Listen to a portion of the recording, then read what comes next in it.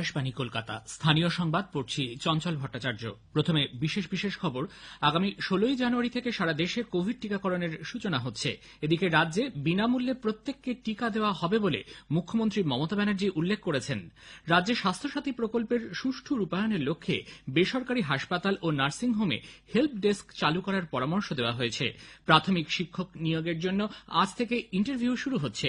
BJP সভাপতি JP Nadda বলেছেন, এ রাজ্যে শাসক দল অপরাধীদের প্রশ্রয় দিচ্ছে এবং দুর্নীতি প্রাতিষ্ঠানিক রূপ পেয়েছে। গঙ্গাসাগরে স্নানের জন্য রাজ্য সরকার দক্ষিণ 24 পরগনা ও কলকাতায় পরিকাঠামো তৈরির কাজ শুরু করেছে। করোনা সংক্রমণ এড়াতে মাস্ক পরুন ও ঠিকভাবে পরুন, 2 গজ দূরে থাকুন, নিরাপদ দূরত্ব বজায় রাখুন, হাত ও মুখ পরিষ্কার পরিচ্ছন্ন রাখুন। আসছি বিস্তারিত খবরে। সারা দেশে আগামী 16ই জানুয়ারি কোভিড টিকাকরণ সূচনা হচ্ছে। প্রধানমন্ত্রী নরেন্দ্র মোদীর নেতৃত্বে একটি উচ্চ পর্যায়ের কমিটি দেশে কোভিড-19 এর পরিস্থিতি এবং রাজ্য ও কেন্দ্রশাসিত অঞ্চলগুলিতে টিকাকরণের প্রস্তুতি খতিয়ে দেখেন। ক্যাবিনেট সচিব, প্রধানমন্ত্রীর দপ্তরের প্রধান সচিব, স্বাস্থ্য সচিব এবং অন্যান্য পদস্থ কর্তারা গতকালের বৈঠকে উপস্থিত ছিলেন। প্রধানমন্ত্রী কোভিড পরিস্থিতি সংক্রান্ত নানা বিষয়ে বিস্তারিত খোঁজখবর নেন। জরুরিকালীন ভিত্তিতে টিকাকরণের জন্য জাতীয় ওষুধ নিয়ন্ত্রক কর্তৃপক্ষ ইতিমধ্যেই 2টি ভ্যাকসিন, কোভিশিল্ড এবং কোভ্যাক্সিনের অনুমোদন দিয়েছে। বিভিন্ন রাজ্য ও কেন্দ্রশাসিত অঞ্চলে সুষ্ঠুভাবে টিকাকরণের জন্য কি ব্যবস্থা নেওয়া হয়েছে সে বিষয়েও প্রধানমন্ত্রীকে অবহিত করেছেন আধিকারিকরা। অগ্রাধিকারের ভিত্তিতে 3 কোটি স্বাস্থ্যকর্মী এবং সামনের সারির যোদ্ধাদের টিকা দেওয়া হবে। এরপর টিকা পাবেন 50 এবং 50 বছরের কম বয়সের অথচ নানা জটিল অসুখ রয়েছে এমন মানুষজন। সব মিলিয়ে এই সংখ্যা 27 কোটি হবে বলে জানানো হয়েছে। কোউইন ভ্যাকসিন সরবরাহ ব্যবস্থা সম্পর্কেও প্রধানমন্ত্রী বিস্তারিত জানতে চান। 79 লক্ষেরও বেশি মানুষ ইতিমধ্যেই এই প্ল্যাটফর্মে নাম নথিভুক্ত করেছেন। টিকা দেবেন এমন কর্মী এবং প্রশিক্ষকদের প্রশিক্ষণের ব্যবস্থা সম্পর্কেও বৈঠকে আলোচনা হয়েছে। সারা দেশ জুড়ে মোট 2360 জন প্রশিক্ষক ট্রেনিং সম্পূর্ণ করেছেন। এছাড়াও 61,000-এর বেশি কর্মসূচি পরিচালক, 2 লক্ষ টিকা প্রদানকারী এবং 3,70,000 টিকাকরণ দলের সদস্যদের প্রশিক্ষণ সম্পূর্ণ হয়েছে। এদিকে রাজ্য সরকার প্রথম সারির কোভিড যোদ্ধা সহ রাজ্যের প্রতিটি নাগরিককে বিনামূল্যে কোভিড টিকা দিতে চায়। মুখ্যমন্ত্রী মমতা ব্যানার্জি এ ব্যাপারে ইতিমধ্যেই বিভিন্ন জেলার পুলিশ এবং স্বাস্থ্য কর্তাদের চিঠি পাঠিয়েছেন। এই চিঠির কপি থানা এবং স্বাস্থ্য কার্যালয় থেকে বিলি শুরু হয়েছে। চিঠিটিতে প্রধানত কোভিড যোদ্ধাদের সম্মান জানিয়ে লেখা হলেও মুখ্যমন্ত্রী উল্লেখ করেছেন, রাজ্য সরকার সমস্ত নাগরিকের কাছে বিনামূল্যে এই টিকা পৌঁছে দেওয়ার ব্যবস্থা করছে। এদিকে আধিকারিকদের একাংশ এই বিপুল পরিমাণ অর্থ জোগাড় করা আদৌ সম্ভব কিনা তা নিয়ে প্রশ্ন তুলেছেন। রাজ্যে কোভিড সংক্রমণের হার ফের কিছুটা নিম্নমুখী। দৈনিক সংক্রমণ এবং মৃত্যুর হার দুটি কমেছে। রাজ্য স্বাস্থ্য দপ্তর গত সন্ধ্যায় পরিসংখ্যান অনুযায়ী 24 ঘন্টায় রাজ্যে নতুন করে ভাইরাসে আক্রান্ত 787 জন।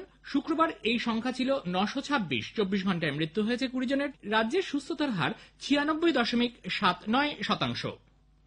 স্বাস্থ্যসাথী প্রকল্পের উপভোক্তারা যাতে বেসরকারি হাসপাতাল ও নার্সিংহোমে চিকিৎসা করাতে গিয়ে অসুবিধার সম্মুখীন না হন সে কারণে হেল্প ডেস্ক তৈরির পরামর্শ দেওয়া হয়েছে। গতকাল নবান্নে মুখ্য সচিব আলাপন বন্দ্যোপাধ্যায়ের উপস্থিতিতে পূর্ব ভারতের হাসপাতালগুলির সংগঠনের প্রতিনিধিদের সঙ্গে এক বৈঠক হয়। ওই বৈঠকে রাজ্য সরকারের তরফে ওই সংগঠনকে একটি বিশেষজ্ঞ কমিটি গঠন করার পরামর্শ দেওয়া হয়। আজ রবিবার 10ই জানুয়ারি থেকে রাজ্যে টেটের ইন্টারভিউ শুরু হচ্ছে, চলবে আগামী 17ই জানুয়ারি পর্যন্ত। প্রাথমিক শিক্ষা পর্ষদের চেয়ারম্যান মানিক ভট্টাচার্য জানান, প্রশ্নপত্রে ভুল থাকায় টেটে ইন্টারভিউ দিতে চেয়ে যারা হাইকোর্টে মামলা করেছিলেন তাদের আবেদনপত্র অফলাইনে জমা দেওয়ার সময় 8ই জানুয়ারি রাত 12টায় শেষ হয়েছে। তিনি আরও জানান, টেটের সাধারণ প্রার্থী যারা কোনো কারণে অনলাইনে ফর্ম পূরণ করতে পারেননি, ইন্টারভিউয়ের জন্য শুধু তাঁদেরই 9 এবং 10ই জানুয়ারি অফলাইনে আবেদনপত্র নেওয়া হচ্ছে। অবশ্য এক্ষেত্রে 4টি শর্ত পূরণ করা আবশ্যিক। রাজ্য সরকারি কর্মচারী যাঁদের মাসিক বেতন 2,01,000 টাকার বেশি তাঁরাও জানুয়ারি মাস থেকে 3% হারে মহার্ঘ ভাতা পাবেন। যে অল্প সংখ্যক অবসরপ্রাপ্ত কর্মী এখনো বিভিন্ন কারণে ষষ্ঠ বেতন কমিশনের সুপারিশ অনুযায়ী পেনশন পাচ্ছেন না, তারা 1 জানুয়ারি থেকে 133% হারে মহার্ঘ ভাতা পাবেন।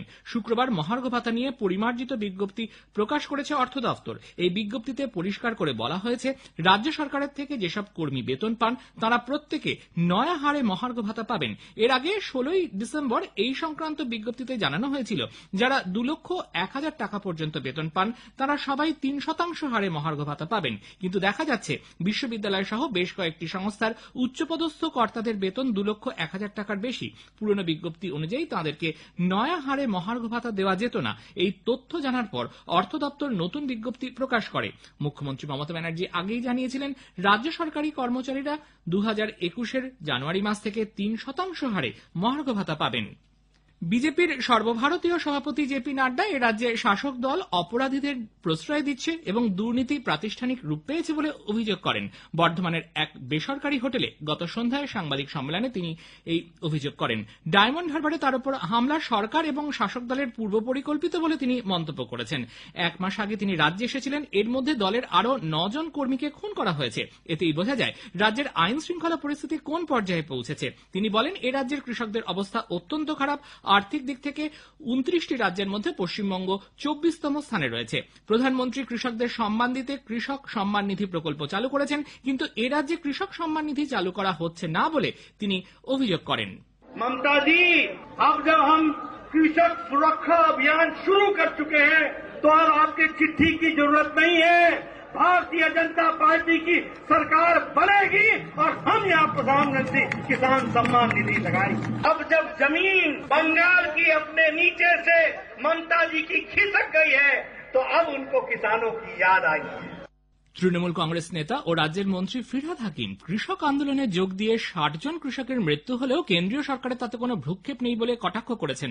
উত্তর 24 পরগনার ব্যারাকপুরে গত সন্ধ্যায় তৃণমূল কংগ্রেসের পক্ষ থেকে আয়োজিত এক কর্মী সভায় তিনি কেন্দ্রীয় সরকার ও প্রধানমন্ত্রীর কঠোর সমালোচনা করেন।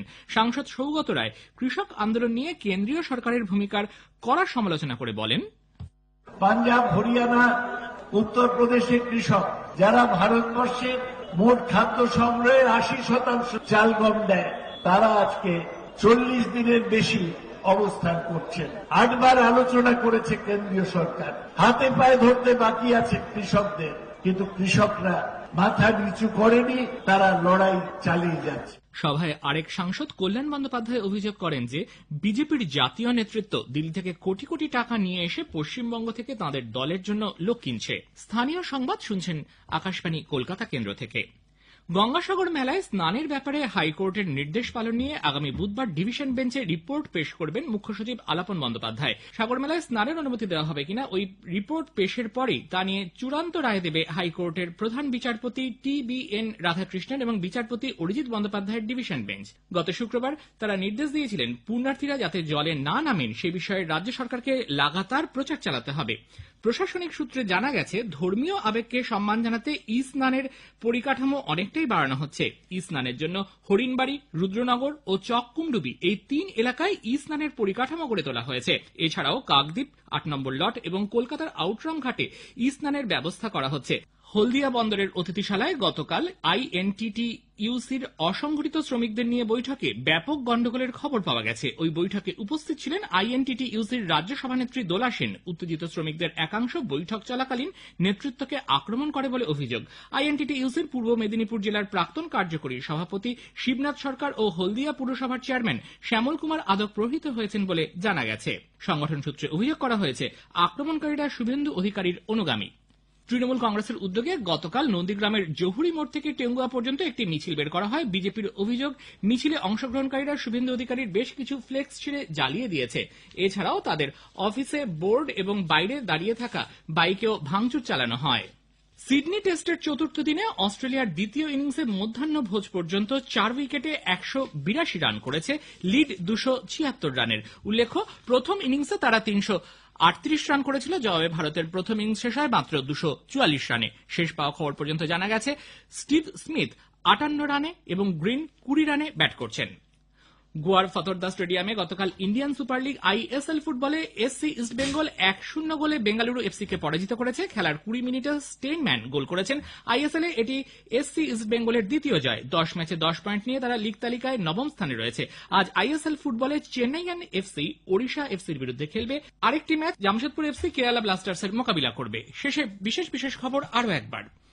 আগামী 16ই জানুয়ারি থেকে সারা দেশে কোভিড টিকাকরণের সূচনা হচ্ছে। এদিকে রাজ্যে বিনামূল্যে প্রত্যেককে টিকা দেওয়া হবে বলে মুখ্যমন্ত্রী মমতা ব্যানার্জি উল্লেখ করেছেন। রাজ্যে স্বাস্থ্যসাথী প্রকল্পের সুষ্ঠু রূপায়ণের লক্ষ্যে বেসরকারি হাসপাতাল ও নার্সিংহোমে হেল্প ডেস্ক চালু করার পরামর্শ দেওয়া হয়েছে। স্থানীয় সংবাদ শেষ হলো। এরপর বিশেষ খবর শুনবেন সকাল 9:15 মিনিটে।